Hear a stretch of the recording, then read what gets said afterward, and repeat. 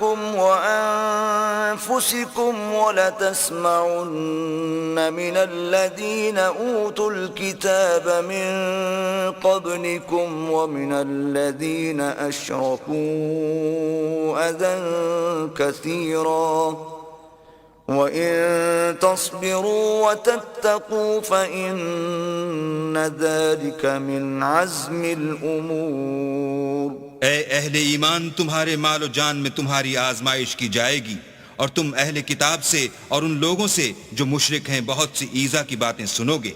तो अगर सब्र और परहेजगारी करते रहोगे तो ये बड़ी हिम्मत के काम है। وَإِذْ أَخَذَ اللَّهُ مِيثَاقَ الَّذِينَ أُوتُوا الْكِتَابَ لَتُبَيِّنُنَّهُ لِلنَّاسِ وَلَا تَكْتُمُونَهُ فَنَبَذُوهُ وَرَاءَ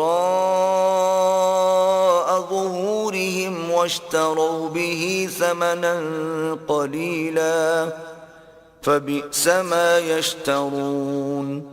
और जब अल्लाह ने उन लोगों से जिनको किताब इनायत की गई थी इकरार लिया कि इसमें जो कुछ लिखा है उसे साफ साफ बयान करते रहना और उसकी किसी बात को न छुपाना, तो उन्होंने उसको पसे पुश्त फेंक दिया और उसके बदले थोड़ी सी कीमत हासिल की।